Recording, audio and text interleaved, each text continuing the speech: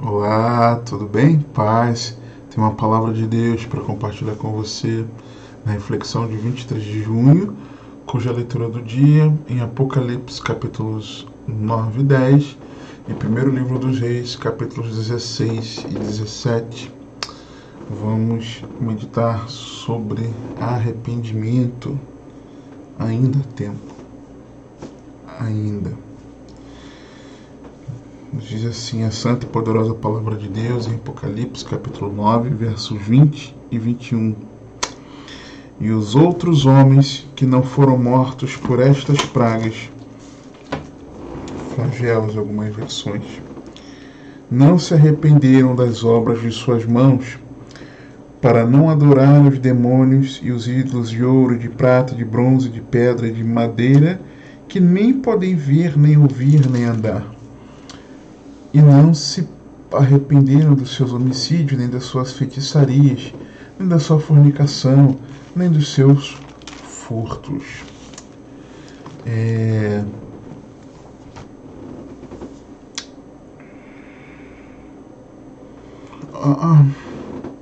A meditação no Antigo Testamento, também muito rica.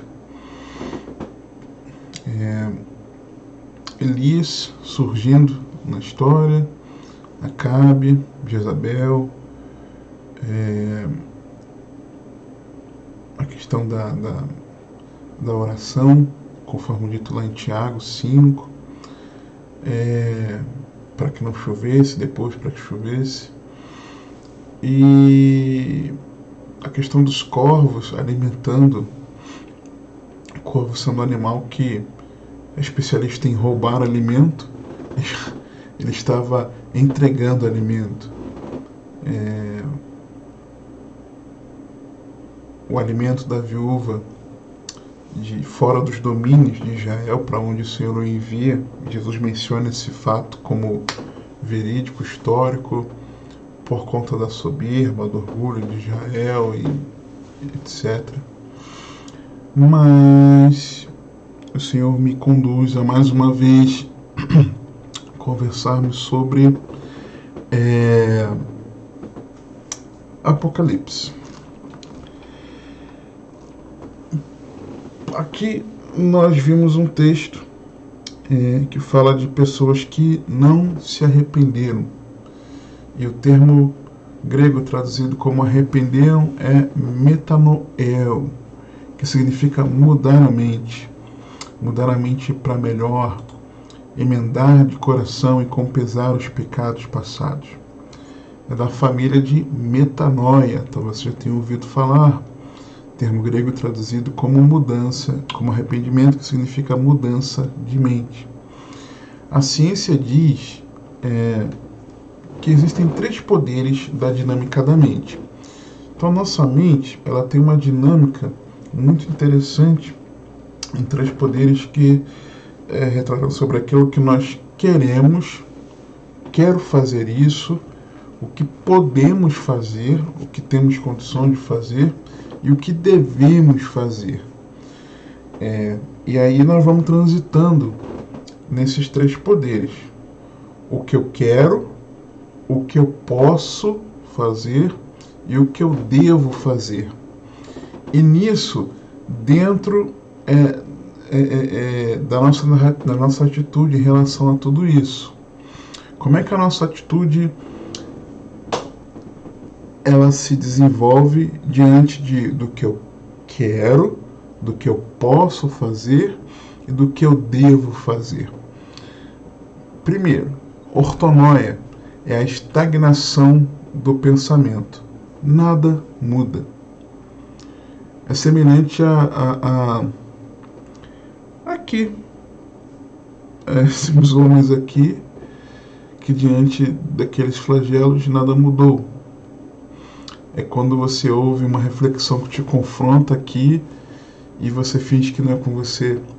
É quando você, na sua leitura bíblica, a palavra corta lá no fundo e você passa batido por ela. É quando a pregação, quando o pastor é mais contundente contra o pecado, denunciando o pecado, aí você diz: ai, o pastor estava nervoso.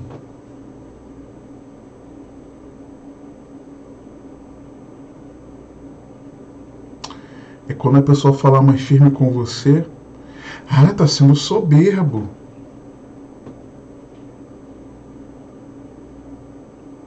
Porque quem é humilde não fala assim firme, contundente. Sabe? Nós estamos muito mimimi, sabe? É como se nós não pudéssemos ouvir alguém nos confrontando. E o confronto, nem sempre o confronto vai ser: poxa, você errou nisso, tá? Porque a Bíblia diz assim. Não, querido, não. Eu já expliquei uma forma que eu enxergo Deus age, alguma reflexão, agora não vou me lembrar mesmo qual, mas que Deus ele tem estágios de despertamento para cada um. Claro, a palavra de Deus é uma ordem, uma direção para nós. Mas existem formas. Tem uma forma inicial, mas fulano, esse caminho que você está caminhando é o correto? Depois, fulano, esse caminho aí é errado, hein? Aí depois, já não te disse que você está caminhando por um caminho que vai te levar à morte? E aí chega uma hora que ele vai te dar aquela chacoalhada. Acorda! Você não está vendo que está errado? E isso usando pessoas por meio de mensagens, de ensinos, de aconselhamentos, de conversas, sabe? Ortonoia. Nada muda. Tô tranquilo. Segundo, a paranoia. Uma diversidade de pensamento, sem pensamentos ordenados. Ora eu quero fazer a vontade de Deus, ora eu não quero. Ora eu quero ler a Bíblia, outra hora eu não quero. Ora eu quero orar, outra hora eu não quero. Ora eu quero participar dos cultos, outra hora eu não quero. Ora eu quero abandonar esse pecado, na outra hora, que pecado bom, hein? Acho que eu não vou abandonar esse não, porque acho que Deus me releva nesse. Sabe? Diversidade de pensamento. Ora, vou dar bom testemunho de verdadeiro servo de Deus. Outra hora, tá fazendo vergonha. E tudo isso eu tô falando, isso já aconteceu comigo, tá? As duas situações.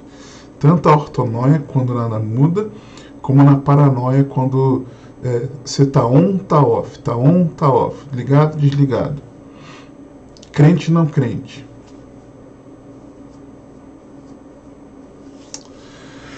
E a metanoia, que é a transformação de pensamento, que evidencia uma conversão cristã genuína, tá? Mediante arrependimento de pecados. Só que, e aí, por que eu falei disso, eu dei esse exemplo de sermos confrontados? 2 Coríntios 7:10. A tristeza, segundo Deus, opera arrependimento para a salvação, da qual ninguém se arrepende, mas a tristeza do mundo opera a morte. Então, você precisa sim se entristecer, com certeza. Nós vimos na reflexão, você pode alegrar o céu, nós vimos algo importante.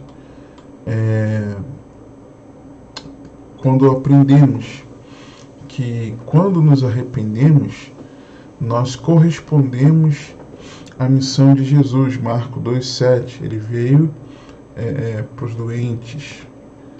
E quem se considera enfermo pelo pecado vai a Cristo. Quando nós nos arrependemos, nós não zombamos da paciência de Deus, segundo Pedro 3,9. a referência de correspondemos à missão, Marcos 2,17. Quando nos arrependemos, apresentamos um fruto prático e visível. Mateus 3, 7 a 9. Obedecemos ao decreto divino, Atos 17, 30 a 31. Não perecemos, Lucas 13, 3. Evidenciamos verdadeira fé, Marcos 1, 15. Recebemos o presente de Deus, Atos 2, 28 e 39. Alegramos o céu, Lucas 15, 7 e 10. Em As Lágrimas de Crocodilo do Rebanho de Deus, vimos que não bastam as lágrimas, Hebreus 12, versos 16 e 17, o exemplo lá de Esaú. Ou a postura corporal, Josué 7, 6 a 11. Lembra de Josué? Me mostrando profunda tristeza.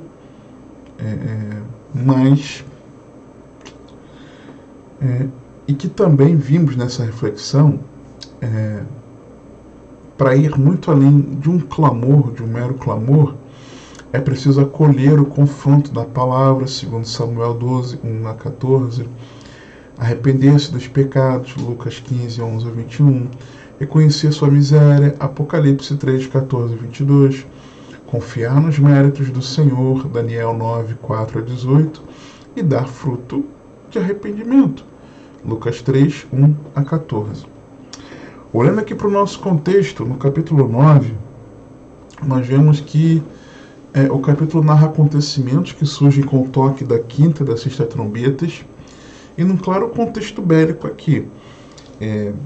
Os anos vão passando, eu vou no meu entendimento, identificando alguns elementos aqui nesse capítulo.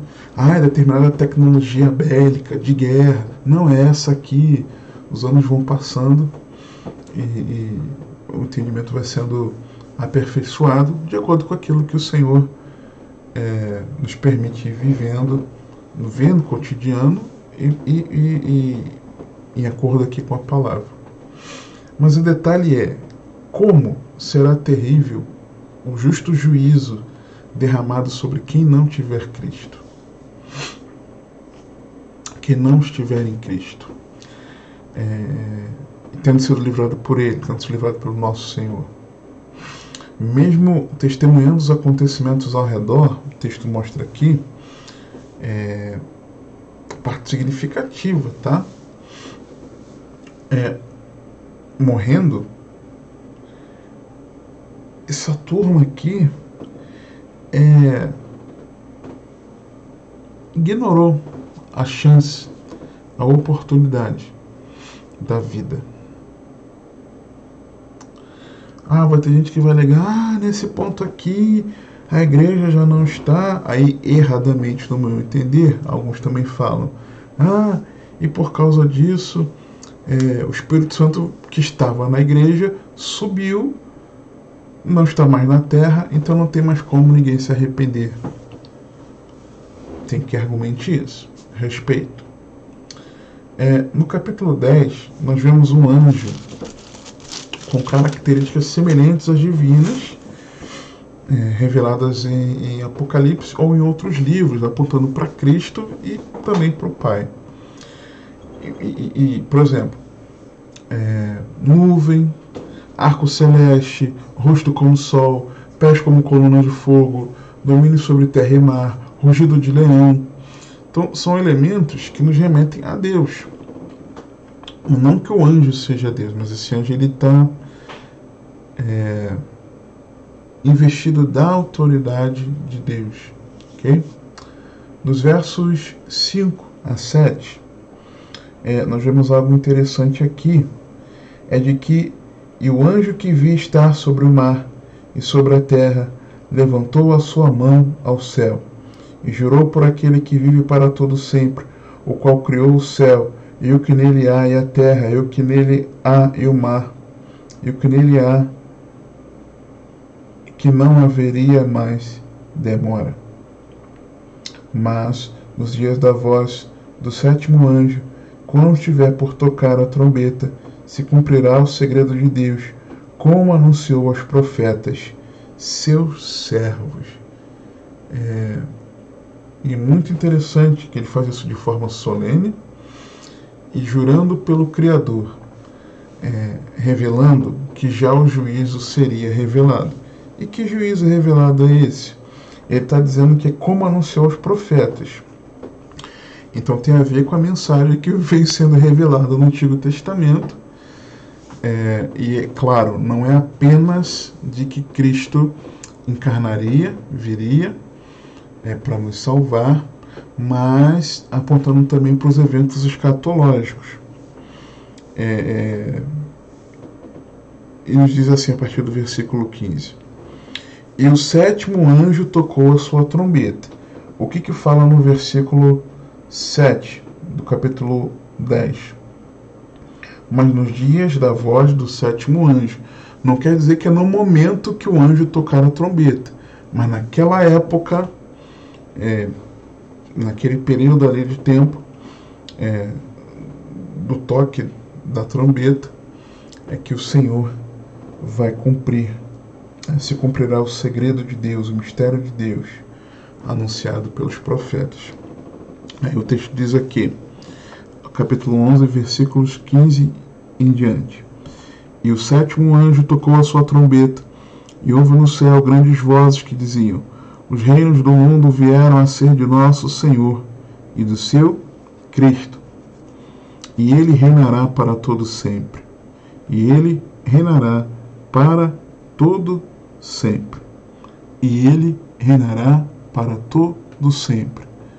Cristo, vencedor sobre a morte, sobre o pecado, sobre os que se levantaram aqui na terra contra ele, contra as hostes da maldade, contra principados, potestades, dominadores, contra o mundo tenebroso, o invisível, o espiritual.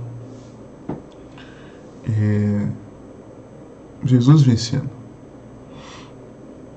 E os 24 anciãos que estão assentados em seus tronos diante de Deus prostraram-se sobre seus rostos e adoraram a Deus, dizendo: Graças te damos, Senhor Deus Todo-Poderoso, que és e que eras e que há de vir, que tomaste o teu grande poder e reinaste. Irá-se as nações, e veio a tua ira e o tempo dos mortos, para que sejam julgados, e o tempo de dares o galardão aos profetas, teus servos, e aos santos, e aos que temem o teu nome, e a pequenos e grandes, e o tempo de destruir os que destroem a terra. E abriu-se no céu o templo de Deus, e a arca da sua aliança foi vista no seu templo, e houve relâmpagos e vozes e trovões e terremotos, e grande saraiva. Ou seja, enxergo eu que cumpriu o segredo anunciado nos profetas. É chegado o tempo da consumação de todas as coisas. Era esse caminho. Nos versos 8 a 11 do capítulo 10, nós vemos que a mensagem de Apocalipse ela é doce ao apontar a restauração de todas as coisas, mas amarga com o juízo divino. Diz assim: E a voz que eu do céu tinha ouvido tornou a falar comigo e disse: Vai, e toma o livrinho aberto da mão do anjo que está em pé sobre o mar e sobre a terra. E foi ao anjo, dizendo-lhe: Dá-me o livrinho. E ele disse-me: Toma-o e come-o, e ele fará amargo o teu ventre, mas na tua boca será doce como mel. E tomei o livrinho da mão do anjo e comi-o, e na minha boca era doce como mel. E havendo comido, meu ventre ficou amargo. E ele disse-me: Importa que profetizes outra vez a muitos povos e nações, e línguas e reis. Uma reafirmação aqui do ministério de João. Uma mensagem global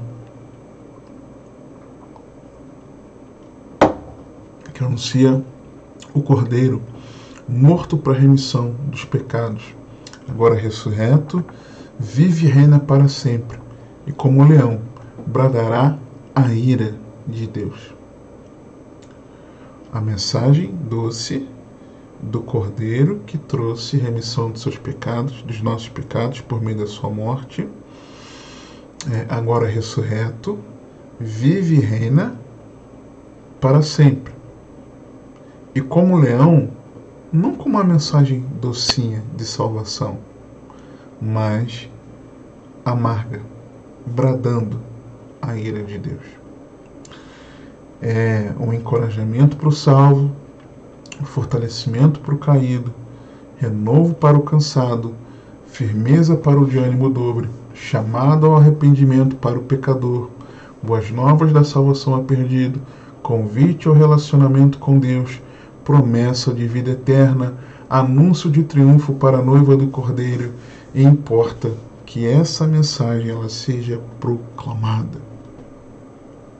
Arrependa-se, em nome de Jesus. Arrependa-se. Você precisa se arrepender dos seus pecados. Apocalipse 14, 6 e 7. E vi outro anjo voar pelo meio do céu e tinha o evangelho eterno para o proclamar aos que habitam sobre a terra, e a toda a nação, e tribo, e língua, e povo, dizendo com grande voz: temei a Deus, e dai-lhe glória, porque é vinda a hora do seu juízo. O temor é porque sabe do juízo. É o arrependimento ainda, enquanto ainda há tempo. É não desperdiçar a preciosa chance de vida eterna com Deus. Temei a Deus e dar-lhe glória, porque é vindo a hora do juízo. E adorai aquele que fez o céu, e a terra, e o mar, e a fonte das águas. E aí, de acordo com a nossa resposta a essa mensagem, que nos chama ao arrependimento, será produzida fé para a salvação ou testemunho para o juízo? De que ouvimos e não nos arrependemos. Então, como viver esse arrependimento? Como mudar a mente? Sabe? Como de verdade se arrepender?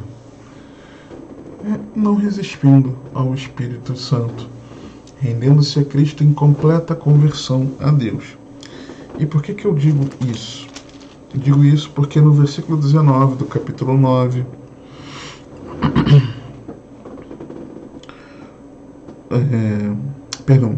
versículo 20, o texto diz o seguinte: e os outros homens que não foram mortos por estas pragas não se arrependeram das obras de suas mãos, para não adorarem. Ou seja, e no 21 fala de práticas, né? Não se arrependeram disso, nem disso, nem disso, nem disso, nem disso.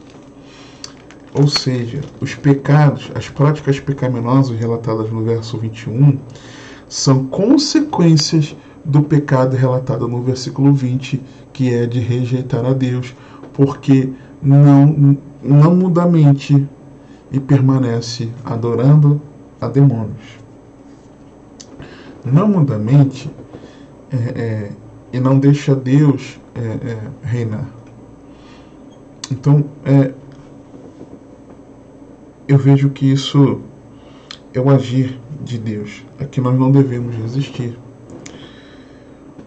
Primeiro, ouvindo a mensagem. 2 Timóteo 2, 24 e 26. E ao servo do Senhor não convém contender, mas sim ser manso para com todos, apto para ensinar, sofredor, instruindo com mansidão os que resistem a ver se porventura Deus lhes dará arrependimento para conhecerem a verdade e tornarem a despertar, desprendendo-se dos laços do diabo em que a vontade dele estão presos, instruindo com mansidão os que resistem a ver se porventura Deus lhe dará arrependimento. Então, a não resistir a ouvir a instrução da palavra, do Evangelho. Segundo, compreendendo. Ouviu a instrução? Compreenda. Atos 13, 17 a 24. E agora, irmãos, eu sei que o fizeste por ignorância, como também os vossos príncipes. Eles não compreendiam. Deus assim cumpriu o que já dantes pela boca de todos os seus profetas havia anunciado, que o Cristo havia de padecer. Arrependei-vos, pois, e convertei-vos, para que sejam apagados os vossos pecados, venham assim os tempos de refrigério pela presença do Senhor, e envie ele a Jesus Cristo, que já dantes foi pregado, o qual convém que o céu contenha até os tempos da restauração de tudo, dos quais Deus falou pela boca de todos os seus santos profetas, desde o princípio. Porque Moisés disse aos pais: o Senhor vosso Deus levantará de entre vossos irmãos um profeta semelhante a mim. A ele ouvireis em tudo quanto vos disser. E acontecerá que toda alma que não escutar esse profeta será exterminada dentre o povo. Sim, e todos os profetas desde Samuel, todos quantos depois falaram, também predisseram esses dias. Ouvi a mensagem, eu compreendo a mensagem. Eu preciso compreender. Quando Pedro aqui em Atos 3 está fazendo menção, olha, o Cristo que já foi pregado, o Cristo, do qual Deus falou pela boca dos profetas, é esse Cristo. Lembra de Moisés, que disse que o Senhor vai levantar alguém um semelhante a mim, um profeta semelhante a mim. Lembra? Então, compreendendo a mensagem. Terceiro, crendo. Ouvi, compreendi, eu criei. Atos 11, de 11 a 18.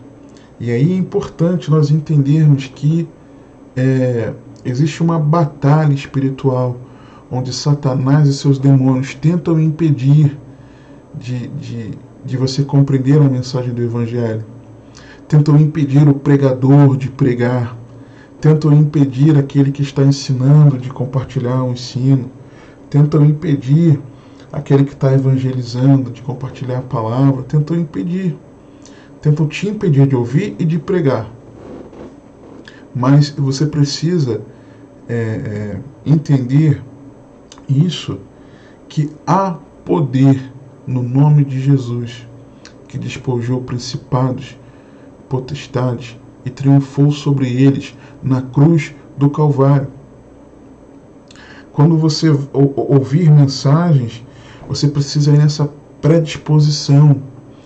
Você precisa ir com esse coração.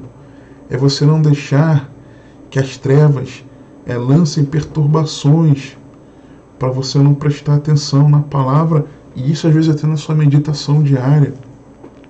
Vigie. Saiba que você é um momento em que você está em batalha espiritual, inclusive durante essa reflexão, assistindo. Inclusive eu sofrendo batalha espiritual para preparar e para gravar. Mas todo intento de Satanás e seus demônios sejam repreendidos na autoridade que é no nome do Senhor Jesus. Foi bem claro no recado.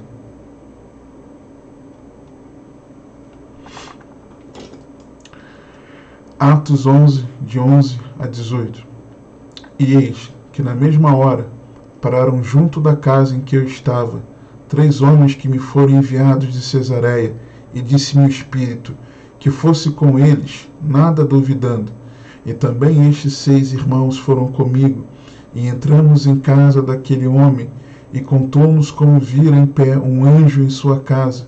Ele dissera: envia homens a Jope, manda chamar a Simão, que tem por sobrenome Pedro, o qual te dirá palavras com que te salves tu e tua casa. E isso aqui é maravilhoso. E quando comecei a falar, não deu nem tempo de explicar o Evangelho. Ele começou a ouvir, ele já estava predisposto. Ele queria ouvir palavras com que ele se salvasse. Ele era temente a Deus, tinha vida de oração. Deus enviou a resposta, começou a falar. Então, na hora, eles creram. E quando eles creram, quando comecei a falar, caiu sobre eles o Espírito Santo, como também sobre nós ao princípio. Lembrei-me do dito do Senhor quando disse: João certamente batizou em água, mas vós sereis batizados no Espírito Santo. Portanto, se Deus lhes deu o mesmo dom que a nós, quando havemos crido no Senhor Jesus Cristo, que era então eu para que pudesse resistir a Deus, e ouvindo estas coisas, apaziguaram-se e glorificaram a Deus, dizendo: na verdade, até os gentios deu Deus o arrependimento para a vida. E é maravilhoso, porque não há oposição das trevas alguma que resista ao poder do Espírito Santo de Deus, fluindo através daquele que está compartilhando a mensagem. É Deus agindo. E eles creram na mensagem. O mesmo Deus que disse: haja luz, é o que faz com que a luz do Evangelho ela raie no nosso coração. E Satanás e seus demônios percam a batalha. Segundo aos Coríntios, capítulo 4, versos 3 em diante. E a glória não é nossa, porque nós somos vasos de barro, portando esse tesouro, essa preciosidade. Quarto, além de ouvir, de compreender e de crer, é preciso render-se. Mateus 4, 12 a 17. Jesus, porém, ouvindo que João estava preso, voltou para Galiléia e, deixando Nazaré, foi habitar em Cafarnaum, cidade marítima, nos confins de Zebulon e Naftali, para que se cumprisse o que foi dito pelo profeta Isaías, que diz: a terra de Zebulon e a terra de Naftali, junto ao caminho do mar, além do Jordão, a Galiléia das nações, o povo que estava sentado em trevas viu uma grande luz. Aos que estavam assentados na região sombra da morte, a luz raiou. Desde então começou Jesus a pregar e a dizer: arrependei-vos, porque é chegado o reino dos céus. Me arrependo porque o reino de Deus chegou. Eu me arrependo porque é Deus que governa. Eu me arrependo entregando a minha vida ao governo de Deus. Eu me arrependo rendendo-me completamente ao Senhor, rendido ao Senhor, em completa rendição a Ele. Eu me arrependo quebrantado, entregue a Ele. É assim. Eu ouvi. Eu entendi. Eu creio. Então, mas eu não quero que Ele me governe, não. Isso não é arrependimento. Não é. E quinto e último lugar, entregando a Deus toda a glória. Romanos 2, 3 e 4.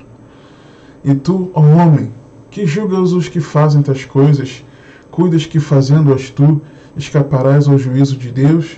Ou despreza as tuas riquezas da sua benignidade e paciência e longanimidade, ignorando que a benignidade de Deus te leva ao arrependimento? Não é mérito nosso, mas é o Espírito Santo que nos convence. A glória é toda de Deus. É Deus, por sua benignidade, que nos dá o arrependimento, por isso a Ele é glória. É Deus que veio governar, por isso que é necessária a rendição a Ele. É Deus que nos dá o arrependimento para a vida quando nós cremos. É Deus que disse que levantaria e levantou um profeta semelhante a Moisés. É Deus que pregou sobre Cristo por meio dos seus profetas, que falou pela boca dos seus profetas, inclusive da consumação. É Deus que nos leva a essa compreensão, e é Deus que nos dá o arrependimento para conhecermos a verdade quando somos instruídos na palavra. Por isso, arrependa-se dos seus pecados, ouvindo, compreendendo, crendo, rendendo-se e entregando a Deus toda a glória. Que o Senhor te abençoe e te guarde, que Ele te conduza e governe a sua vida, porque você tem acesso.